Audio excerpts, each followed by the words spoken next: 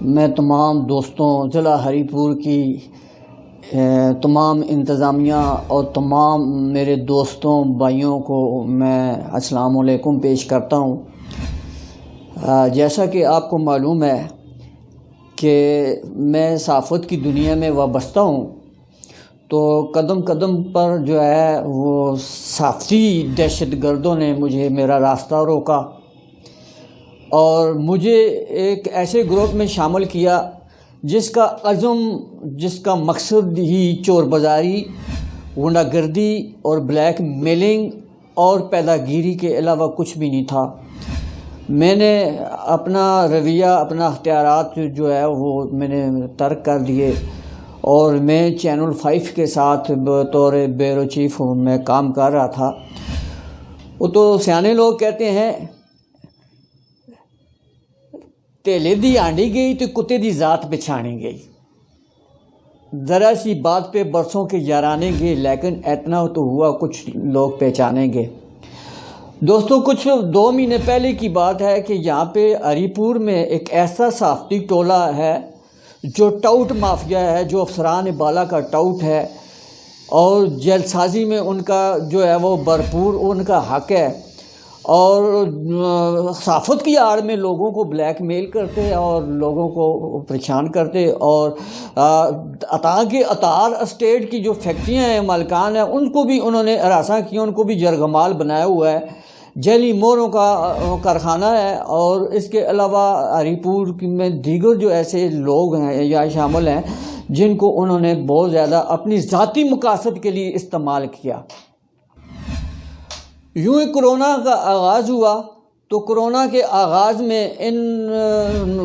گمنام یہ صحافتی ٹولہ جو ہے، جو ہری پور میں ہر گلی کوچے میں وہ رچھانی نائیوں والی اٹھا کے بیگ اٹھا کے اور آگے پیچھے جا کے لوگوں کو بلیک میل کرتے ہیں اور پریشان کرتے ہیں، انہوں نے کوئی 17 رکنی ایک لسٹیں بنا رکھی ہیں، جنہوں نے جو الخدمت فاؤنڈیشن ہری پور کی جو خدمات ہے ان کو بھی انہوں استعمال کیا، اپنے ہی بیٹوں، بھائیوں، بہنوں اور بیویوں کو انہوں نے گھر میں نوازا۔ پھر ہمارے ہری پور میں ایک ایسا مہربان ہے جس کو انہوں نے مخیر حضرات بنا کے انہوں نے 6000 روپیہ 13 صحافیوں کا جو ہے وہ لیا۔ پھر اس کے علاوہ جناب بہت ساری ایسی چیزیں ہیں جنہوں نے ان کی وائلیشن کی۔ ہر بچہ ان کو جانتا ہے اور ان کی صحافت کا ہر بندہ یہ جانتا ہے کہ وہ کس حد تک آگے جاتے ہیں۔ گزشتہ روز انہوں نے 2 مہینے سے 15 دن یہ ایک میرے اسی گروپ کے میرے دوست نے کہا کہ آپ کے چینل کے خلاف محاذ کھولا ہوا ہے، آپ کی ذات کو نقصان ہو رہا ہے، آپ کو یہ نقصان دینے کے در پہ ہیں، اور آپ کو ماضی میں گزشتہ 2 سالوں سے انہوں نے بہت زیادہ خفیہ ہتھ کنڈے استعمال کر کے پریشان کیا ہے، حتیٰ کہ جان سے مارنے کی بھی سازش کی۔ تو بھائیو، ہری پور میں جب اچھی بات کوئی کی جائے تو اس کے راستے میں یہ لوگ جو ہے رکاوٹ بنتے ہیں۔ یہ بات درست ہے کہ جو ہے کتے کا گوشت نہیں کھاتا، مگر یہ ناسور صحافی اپنے بھائی صحافی کا خون جو ہے گوشت کھاتے ہیں۔ میری صحت پر کوئی اثر نہیں پڑتا، چاہے میرے پاس چینل آئے یا نہ آئے،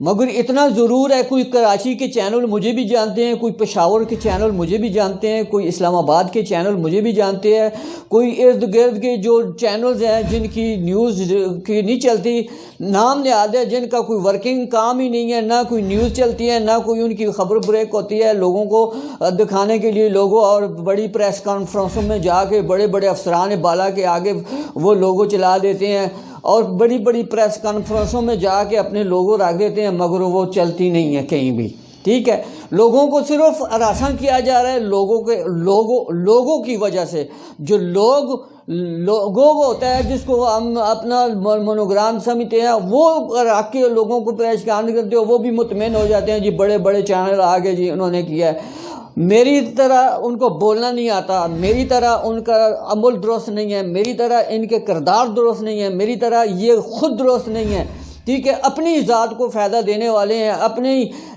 گھر میں رام رام بغل میں چھرا رکھتے ہیں، اور بس یہ صحافتی سرگرمیاں عروج پا رہی ہیں۔ میں ہری پور کی ضلع انتظامیہ سے اپیل کرتا ہوں کہ ایسے ناظور جو صحافت کی لبادہ اوڑھ کر عوام کو پریشان کرتے ہیں اور منفی ہتھکنڈے استعمال کرتے ہیں، اور وہ اخبارات کی آڑ میں منشیات فروش ہیں اور چکلوں کی باتیں لیتے ہیں اور دیگر ایسے اڈوں پر انہوں نے جو بتا لیا، تو میں ان کا یہ سسٹم کا حصہ نہیں بنا، تو آج میرے راستے میں جو رکاوٹیں ہیں ان کی بدولت ہیں۔ اگر میری ذات کو یا میری صفات کو اگر کوئی نقصان یہ پہنچا تو یہی وہ لوگ ہیں جنہوں نے میرے راستے میں رکاوٹیں کی ہیں، جنہوں نے میرے راستے میں مشکلات پی ہیں، جو میرے صحافت کے راستے میں جو ہے وہ مجھے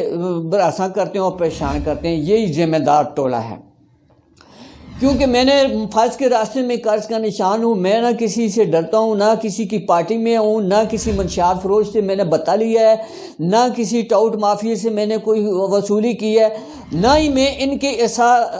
ان کے کردار میں حصہ ہوں، ٹھیک ہے۔ فوتلا سینٹر فاؤنڈیشن میں 17 صحافیوں کا راشن گیا، خل خدمت فاؤنڈیشن کا راشن گیا، المجاہد گھی سے راشن گیا، اور دیگر جو ادارے ہیں مخیر آزاد، ایک پراپرٹی ڈیلر ہے ترک صاحب کو بھی سلام پیش کرتا ہوں، انہوں نے بھی 13 صحافیوں کو 6-6 ہزار روپے لفافے میں بند کر کے دیا، اس کا بھی پتہ ذرا نہیں ہے۔ ہاں،